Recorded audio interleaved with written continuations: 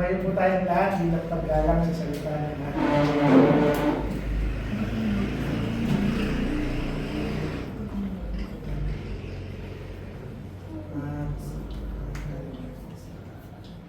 Makibukas po kayo sa Matthew chapter 14.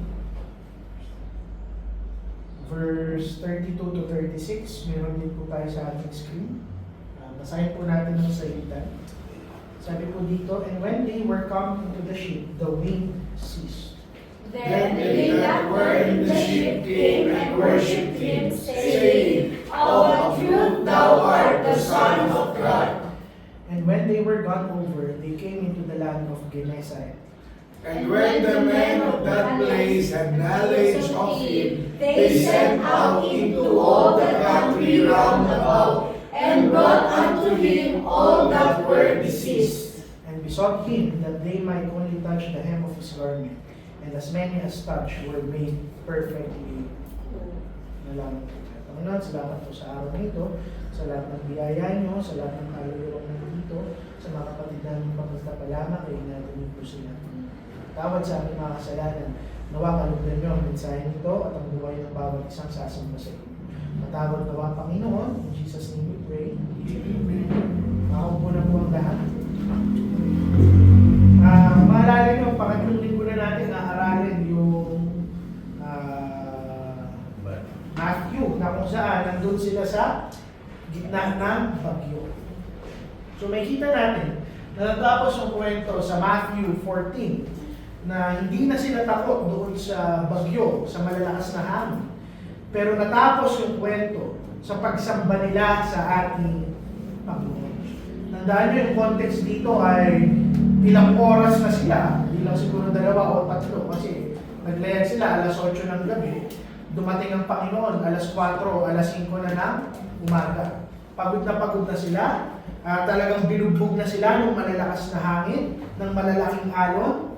And yet, nung pinakalma ng Panginoon, yung bagyo, hindi yung weather, hindi yung panahon, yung may pinakamalaking pagbabago, kung hindi yung puso ng mga disipulong nakasakay doon sa bagyo, ay sa bangka.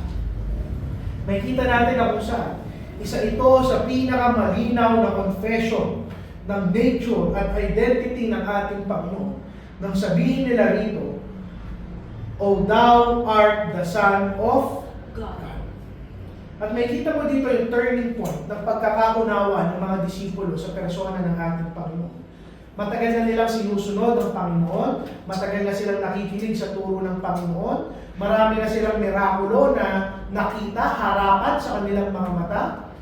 Pero dito pa lang talaga nag-mature yung pananampalataya nila sa isang full-blown worship sa ating Panginoon. Yung bagyo na naranasan ng mga disipulo ang nagturo sa kanila kung sino talaga ang Diyos na kanilang sinasamba. Now, ano po yung punto ng mensahe natin sa umaga ito? Hindi lamang tayo iniligtas ng Panginoon sa mga bagyo ng ating buhay, pero itinuturo niya kung sino siya sa atin pagkatapos niya tayong iligtas. Ang punto po, yung kapayapaan sa buhay natin, yung kapayapaan sa ating mga karagatan, maganda po yan. Pero mas maganda na asamin natin, na makilala natin ng mas malalim ang ating Panginoon. Ano yung punto ko? Pinapasalamatan mo lang ba yung Panginoon dahil tinapos na yung bagyo sa buhay mo? O handa kang yumuko sa harapan niya, sumamba, at i-confess sa buong mundo na siya ang anak ng Diyos? Unang punto. May kita natin na pinatahimik ng Panginoon sa pamamagitan ng kanyang presensya yung bagyo na nararanasan ng mga disipulo. Sabi doon, and when they were coming to the ship, the wind ceased. Tumigil ba yung bagyo nung nakita nila yung Panginoon na naglalakad sa tubig? Hindi. Tumigil ba yung bagyo nung ginawa nila yung lahat ng makakaya nila para magsagwan? Hindi. Kailan tumigil yung bagyo? Nung sumakay ang Panginoon sa loob ng bangka. At may kita natin dito na kung saan yung katahimikan at kapayapaan sa kalagitnaan ng bagyo ng ating buhay, Connected yan sa presensya ng ating Panginoon. Yung hangin, yung alon, yung bagyo na yumayanig sa kanila ng ilang oras, sa isang iglap na nandun yung presensya ng Panginoon sa bangka, biglang nanahimik yung lahat ng bagay. Para bang sinasabi ng dagat at ng hangin, nagsusunod ako sa aking tagapaglikha. At tignan nyo yung timing. Tumigil lang yan paghakbang ng ating Panginoon doon sa bangka. Ibig sabihin, yung tunay na comfort, yung tunay na kapayapaan, yung tunay na saya sa kalagitnaan ng bagyo ay makukuha mo lamang sa presensya ng ating Panginoon. Pero ito rin ang gusto kong makita. Madalas sa ating hinahanap natin yung peace, yung joy, yung saya, yung comfort sa presensya ng Panginoon. Pero the moment na nandun na yung presensya ng Panginoon, yung authority niya nandun din. Kung kayang sumunod ng malalaking alon sa ating Panginoon, ng malalakas na hangin, ng kidlat at ng ulan, lalong-lalo na sa mananampalataya na sinasabi na ang Diyos ay kanyang tagapagligtas. Nawa na yung punto.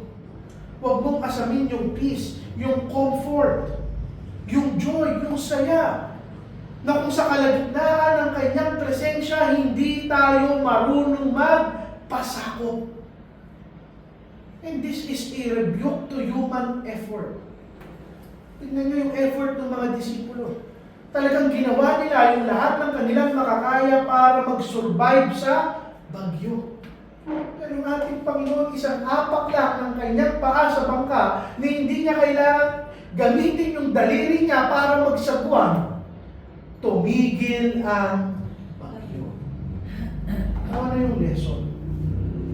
Tinuturuan tayo ng salita ng Panginoon sa umaga ito na yung kapayapaan ng gagaling sa kanyang presensya.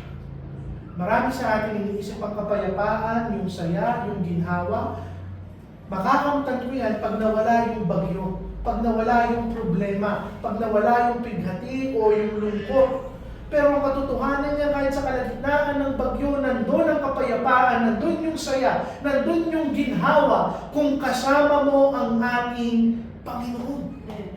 Tumigil yung bagyo nung nandun na yung Panginoon kasama ng mga disipulo. And this points us to a deeper truth. Huwag mong isipin na sa absence ng problema, doon ang kapayapaan. Hindi, it is in the presence of Christ. Marami ang nag-aasam ng payapang karagatan, ng payapang buhay. Mas asamin natin na makilala natin ang ating Panginoon. Sa inyong pagkakakilala, nandun ang tunay na kapayapaan. At dito matututunan natin na hindi mo siya pwedeng tanggapin bilang tagapagligtas, asamin ang presensya niya, at makuha yung lahat ng benepisyo nang hindi tayo natututong sumunod sa kanyang otoridad. Christ is not only your Savior, He is your Lord. Yung parehong Diyos na naglakas sa tubig, siya rin na naglakad sa tubig, siya rin yung parehong Diyos na nagpatahimik doon sa tubig, sa karagatan. Ina-affirm niya na siya ang pinakamakapangyarihan. Ina-affirm niya na siya ang tagapagligtas, siya ang manlilikha. Then therefore, walang bagay sa mundong ito na kayang sumuway sa ating Panginoon.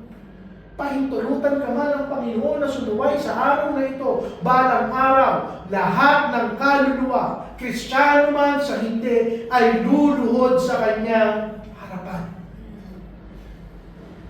Now, ano pa yung isang lesson dito? Sometimes, hinahayaan ng Panginoon na magpatuloy yung bagyo ng ating mga buhay hanggat hindi tayo natututong i-acknowledge ang ating Panginoon.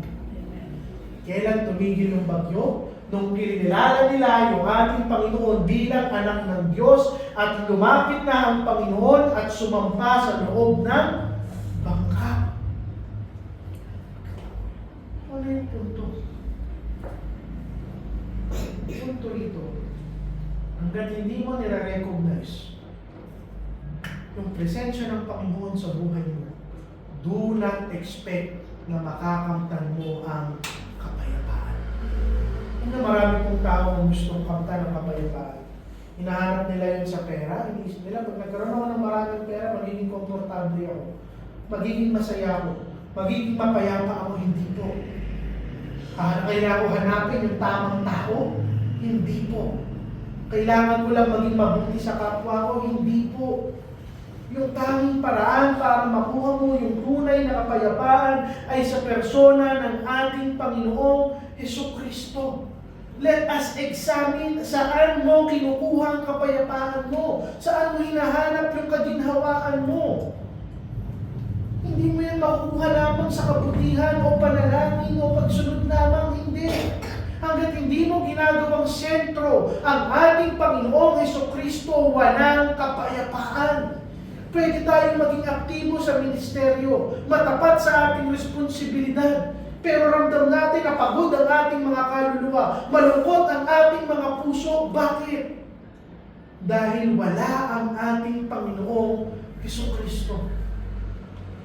Kapatid, sa tingin nyo kung nagpatuloy lang silang magsagwan ng magsagwan, magiging mapayapa sila? Hindi. Ang kailangan nilang gawin, magtiwala sa ating Panginoon. At alam nyo, ito yung katotohanan. Sa mga taong hindi pa nakakakilala sa Panginoon, ano yung pakiramdam natin? Para tayong nalulunod. Nalulunod sa bagyo, sa dagat, sa laki ng alon, sa problema, sa mga tao na nananakit sa atin, sa takot natin, sa plano natin, sa anxiety natin, para tayong nalulunod dahil hindi ka pa inaabot ng ating Panginoong Hesukristo. All you have to do is take God's hand. Sa kung paano sinabi ni Pedro nung siya ay lumulubog, Panginoon, iligtas mo ako. Pangalawang punto. Makita ng bawat isa na kung iniligtas ka man ng ating Panginoon, pinatahimik niya yung bagyo at yung alon. Hindi sapat na magpasalamat lang tayo. We worship Christ for who He is. Sasambahin natin siya na naaayon sa kanyang identity. Tingnan nyo, yung pagpapatahimik ng Panginoon sa bagyo, it leads to worship. May kita nyo na yung response ng mga disipulo, hindi lang yung casual na, o Panginoon, salamat, niligtas mo ako o Panginoon, salamat, dumating ka, hindi. Ginawa nila, they worship. Yung salitang worship doon, pag tinignan nyo yung root word, sila ay yumuko, sila ay lumuhod. Sinamba nila ang ating Panginoon. Talagang nandun yung adoration, banghang-bangha sila sa pagkatao ng ating Panginoon. Yung pagluhod nila, yung pagyuko nila, it is a posture of submission. Panginoon, lumuluhod ako, nagpapasakop ako, nire-recognize ko na ikaw yung tunay na Diyos. You are worthy. Karapat-dapat ka na aming sambahin. Hindi lang kami magpapasalamat sa iyo na tinulungan mo kami. Sasambahin ka namin dahil ikaw ang tunay na anak ng Diyos. Thou art the Son of God. Now, whether you like it or not, yung tunay na worship, yung tunay na pagsamba, nakaugat sa katotohanan ng salita ng ating Panginoon. Ano yung worship nila rito? Sobrang simple. Dineklara lang nila, ikaw ang anak ng Diyos. Yung punto. Sa worship, pwede mong tanggalin yung tugtugan. Pwede mong tanggalin yung kantahan. Pwede mong tanggalin yung biruan. But it will not be worship pag tinanggal mo yung katotohanan ng salita ng Panginoon. Sigurado marami sa atin ang nanibago. Hindi lang siguro ako kasi lahat po kayo dito nanggaling sa ibang relihiyon. Kahit yung mga magulang ko bago sila maging Baptist. Sa ibang relihiyon, bilang mo sa kamay mo kung ilang minuto magsasalita yung tagapagturo. Sabi nga ni Charles, nung anong tawag nila? Sa graduation nila, baccalaureate mass nila. Hindi man lang umabot ng 1 minuto yung sinabi no? Pare, Para saan pa? Kung tatanggalin mo yung salita ng Panginoon, para saan pa nagtitipon tayo? Hindi ko po inuhusgahan yung ibang reliyon, pero ang sinasabi ko sa inyo, ma-appreciate nyo yung klase ng panambahan na meron tayo. Hindi nakasentro sa tao, hindi nakasentro kay pastor, hindi nakasentro sa tugtugan lamang, nakasentro sa salita ng ating Panginoon. Amen. Sila napakasimple ng worship nila, i-declare ko na ikaw ang anak ng Diyos, ikaw ang tunay na Panginoon. At ito rin ba yung nangyayari sa buhay ng bawat isa? Na sa kalagitnaan ng bagyo, the moment na iniligtas ka ng Panginoon sa pagkalunod mo sa nabubulok na mundo, hindi rin ba dapat na ang natural response natin ay maluhod at sumamba at i-proclaim, salamat Panginoon, ikaw ang tunay na Diyos. Amen. This moment teaches us that worship is just a response sa kaligtasan na ibinigay sa atin ng ating Panginoon. That is why we question ourselves. The moment na kung saan hindi natin pinahalagaan yung panambahan, na parang second choice ang panambahan, we ask ourselves, have I been saved? Because the disciples, when they were saved sa kalagitnaan ng bagyo, their natural response is worship. Handa ka bang yumuko? Handa ka bang magpasako? Handa ka bang magpasalamat? Handa ka bang ideklara sa buong mundo na si Kristo ang Diyos na nagligtas sa iyo? Yung discipleship nila ngayon dito, hindi lang pagpapasalamat, hindi lang sila masaya na naligtas sila, hindi lang sila nabunutan ng tinik. Talagang binigyan nila ng takot at paggalang ang ating Panginoon. Ano yung punto? Sa bawat isang bagyo na ililigtas ka ng Panginoon at sasamahan ka niya, dapat magdala yan sa iyo sa mas malalim na pagkaunawa kung sino si Kristo. Amen. But every time you worship sa araw ng linggo, bago ka pumasok dito, alalahanin mo yung lahat ng bagay na ginawa niya sa iyo. And you will have the right heart, tamang puso na magpapuri sa Kanya. But sometimes yung problema, blessing. Sa tingin nyo, kung hindi sila nahipit sa bagyong to, magagawa nila na sabihan ng Panginoon na ikaw ang anak ng Diyos? Sometimes galit na galit tayo sa problema, sa bagyo ng ating buhay. Pero sometimes blessing in disguise yan. Wow, another lesson na gusto kong makita ng bawat isa. Sa tingin nyo, emosyonal yung mga disipulo sa panahon na ito? Yes. Sino ba naman ang hindi magiging emosyonal? Mahigit 10 oras ka nang nagsasagwan sa bagyo. Hindi lang masasagwan, 10 oras ka magsagwan, masakit na eh. Paano pa habang nagsasagwan ka na malalaki yung alon? Emosyonal sila rito. Pero ano kung saan ako natuwa? They showed that worship is more than just emotion. We worship God in spirit and in truth.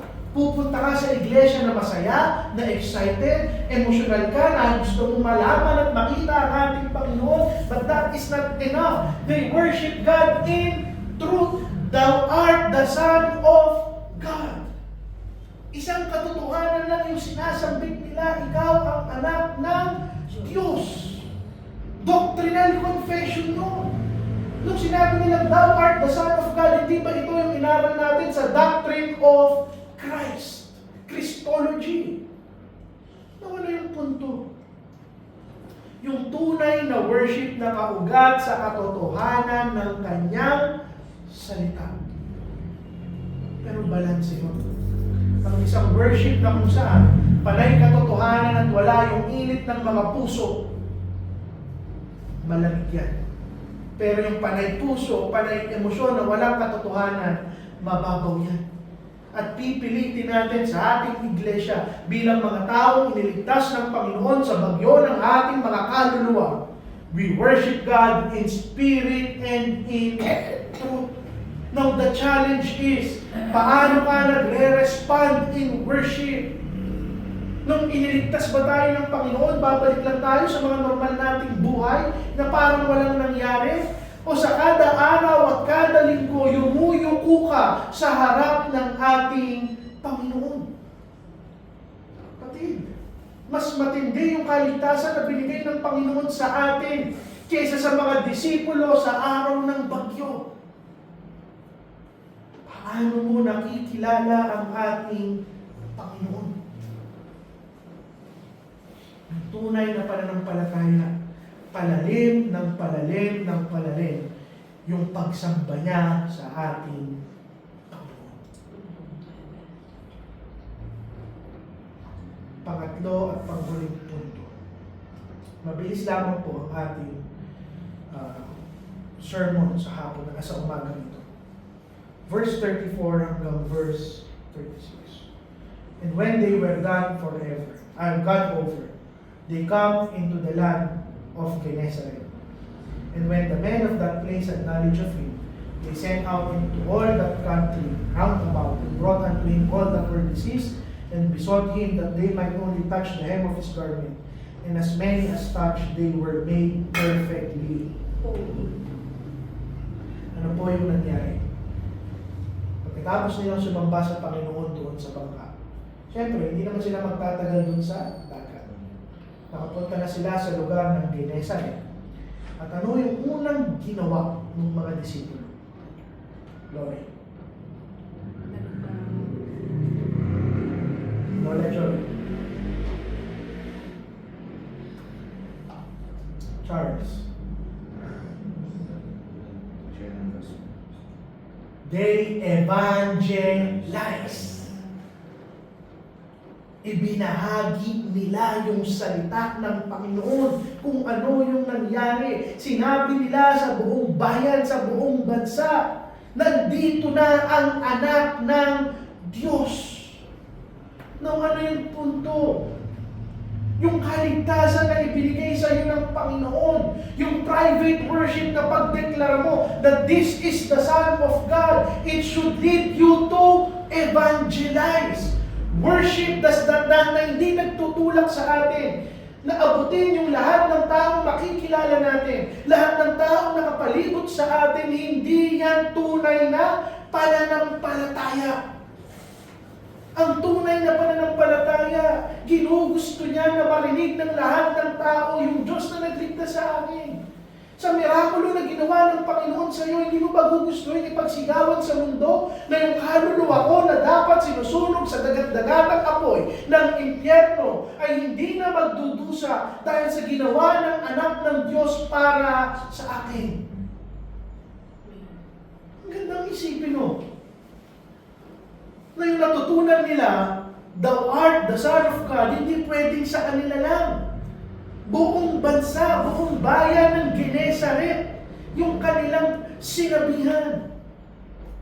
Ano yung punto? If you truly know Christ, kung kilala mo siya, dadalhin mo yung mga taong mahalaga sa'yo palapit sa Kanya. Ito yung tunay na patunay na lumalago ang ating pananampalataya. At tignan nyo yung response ng mga tao. Dinala nila lalo na yung merong mga sakit. Sabi doon, naniniwala sila na mahawakan lang nila yung hem ay ito, yung dulo ng roba, ito, dulo ng roba ng Panginoon. Sila ay gagaling. Hindi lang sila gagaling, yung description doon, perfectly whole. Mamamordan pa doon sa sakit nila. Ano yung punto? Nagre-reflect ngayon yung lalim ng pagkaunawa ng mga disipulo sa persona ng ating Panginoong Jesucristo. Ano kaya yung itinuro nila? Ano yung natutunan nila? Hindi lang ako iniligtas ng Panginoon sa bagyo ng aking buhay. Ginawa niya akong buo. Walang kulang. Alam niyo, yung puso ng tao, meron niyang malaking butas na hindi napupino. Hinahanap ng mundo Pinupuna ng mundo yung kulang at buta sa puso nila ng kung ano-anong bagay. Sex, pera, yaman, lahat. Lahat ng lagi natin binabanggit. Pero ano yung magpapabuo sa'yo? Mahawakan naman lang yung hema ng ating Panginoon. Makilala man lang siya. Malapitan lang siya. No.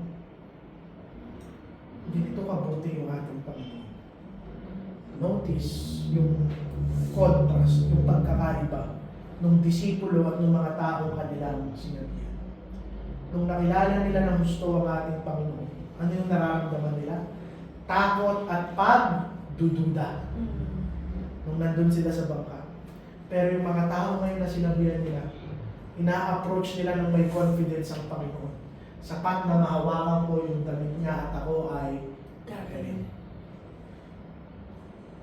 Pero pareho silang kinita ng Panginoon ng may grasya.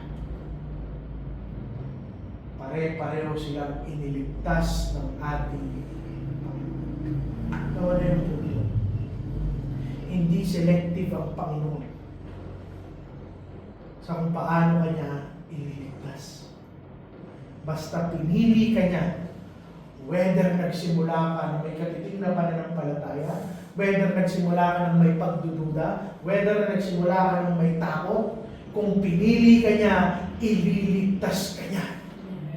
At yun yung kagandahan doon. Na hindi ko kailangan magpakabuti. Hindi ko kailangan na kung saan gawin yung kung ano-ano. Hindi ko kailangan lumuhod o magpapako sa krus o maghampas ng likod ko, magpenitensya, maglakad ng nakaluhod, magkumpisal kung kanino. Hindi ko kailangan gawin yung lahat ng bagay na to. Kung minahal ako, inibig ako, at pinili ako ng Panginoon, ililigtas niya ako. Ito yung katotohanan, kapatid. Walang ibang daan ng kaligtasan kung hindi ang persona ng anak ng Diyos. Ang ating Panginoong Hesukristo. Ito yung ministeryo niya, ang magligtas ng mga pinili ng kanyang Ama. Tingnan nyo yung mga tao. Yung mga taong may sakit na gustong humawak sa ating Panginoon. Sinabi pa ng Panginoon, bago niyo ako hawakan, magpakabuti ka, magpakabait ka, magrosaryo ka, lumuhod ka, gawin mo to, gawin mo yan, mag-ipon ka ng points mo sa langit, pag sapat na yung mabubuting gawa mo, saka mo ako hawakan. Hindi yun ang sinabi ng Panginoon. Ang sabi ng mga tao, hawakan ko lang siya, gagaling ako, mabubuo ako, aayusin ako ng aking Panginoon. Ililigtas niya ako. Mga kapatid, ito ang daan ng kaligtasan. Kung pagod ka na sa bagyo ng buhay mo, pagod ka ng magsagwan, pagod ka ng ayusin yung buhay mo, piliting magpakabuti. Dahil alam ko, hindi natin kaya yun. Kahit ako bilang pastor, lagi ko sinasabi sa inyo, hindi perpekto ang aking buhay. Walang taong ipinanganak dito sa mundong to na tunay na mabuti. Hanapin niyo lang pinakamabait na pastor o pare o apostol o disipulo na kilala niyo. Sigurado ako nagsinungaling yan kahit isang beses sa kanyang buhay. Hanapin niyo yung Diyos na magliligtas sa inyo.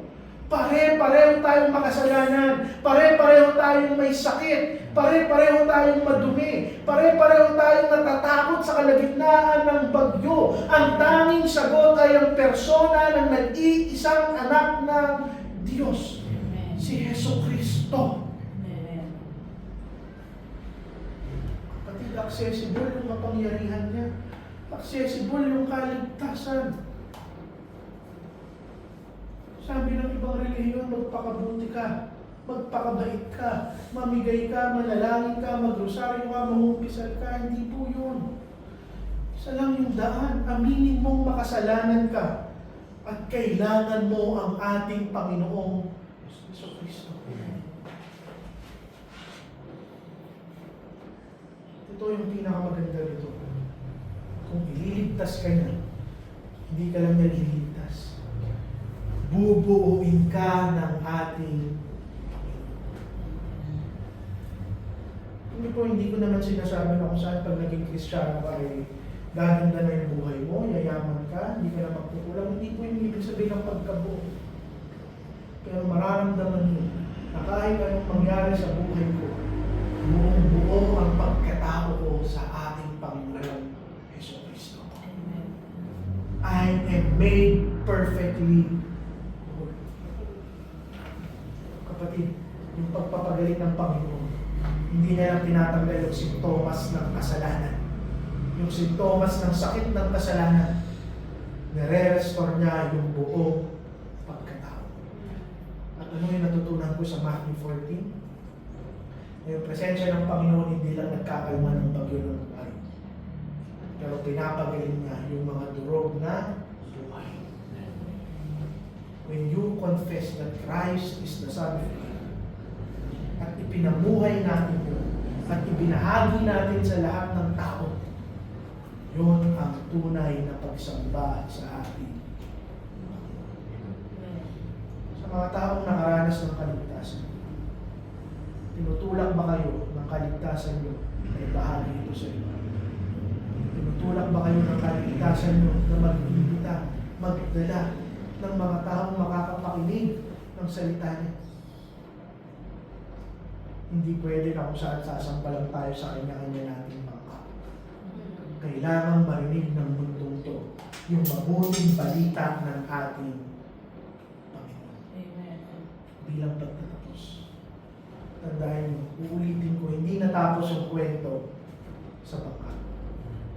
Natapos yung kwento na nagpagaling ang Panginoon ng napakaraming tao. Sa bangka ng ating iglesia, sa apat na sulok ng ating bangka, kailanman huwag tayo maging masaya na tayo-tayo na lang yung nandito. Marami pa ang dapat makahawak sa hema ng ating. Marami pa ang dapat makakilala sa Kanya. Marami pa ang pagagalingin ng ating Panginoon. Amen. Manalangin po tayo. Panginoon, salamat po sa mensahe mo. Salamat, Panginoon, sa challenge, sa encouragement, Panginoon. Sa aming mga bisita, Panginoon, sa aming mga attenders, nawa, Panginoon, yung nakita nila ang dahil ng kaligtasan.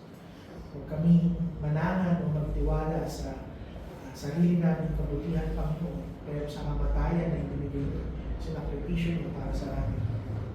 Tawag ka sa aming mga kasalanan. Ingatan po ba ng Panginoon sa buong maghapon ito, dalangin namin ang aming tithes and offering, Panginoon. Nawa magamit namin ito ng tama sa aming iglesia, sa pagtulong, sa mga kabatiran, gastusin ang aming iglesia, Panginoon. Salamat po sa lahat ng binigay. Nawa, Panginoon, sumahin pa kami sa buong maghapon ito. In Jesus' name we pray. Amen. Sige po, isang awit na lamang po. Tumayo po tayo lahat.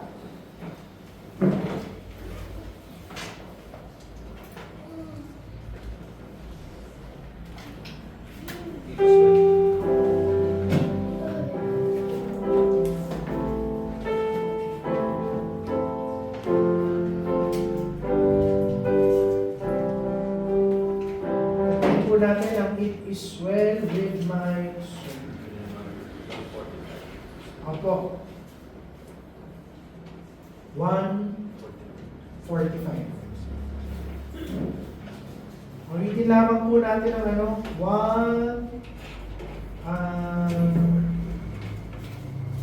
1, 2, and 4.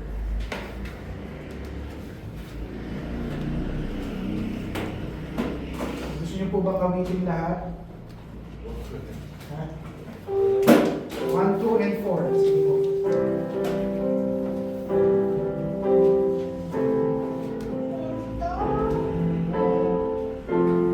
When peace like... Okay. Ano na po ba ang lahat? Ready? Sing. When peace like a river attended my way, when sorrows like sea billows roll, whatever my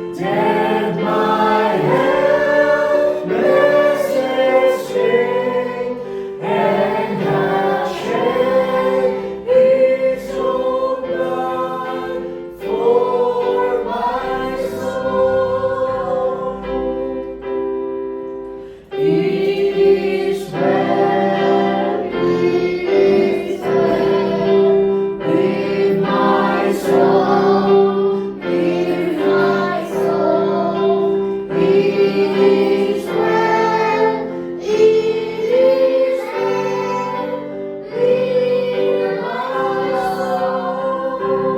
Number 4. Oh Lord, haste the day when my faith shall be sight. The clouds will roll back as a scroll. The trump shall resound, and the Lord shall descend. Even so, it is well with my soul. It is well, it is well with my soul, with my soul. It is well, it is well with my soul. Hingin po namin si Lolo Mac. Tapusin tayo sa panalangin at panalangin ng bagong pagkain.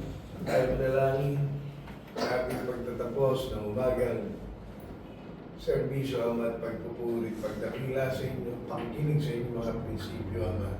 Pasasalamat po na binibigyan niyo kami ng pagkakataon muli at muli na pagkuhin niyo ang ating mga buhay, ang ating mga puso, ingit, Ama, sa pagbibigay niyo ng habag sa amin. Salamat sa buong linggong nagdana. Pinapanalangin din po namin ang mga naibigay, na ikaw po, naway magamit ito ng tama, maging maayos kong steward sa lahat ng bagay, ganun din po. Pagpalain mo ang mapagkain ang pagsasaluhan, maging kalakas ang aming katawang lupa, ang mabiyayang ito, dalangin namin na ang mabiyayang aming pagsasaluhan ay higit na makarating sa mga taong kita na ang kailangan. Muli ang ulit ka sabay dito po ang aming sa dalangin sa itakilang pangalan. Amen.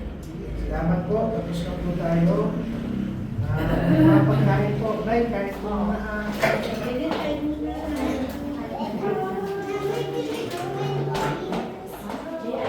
Praise the Lord. Dapat ano ang taas ng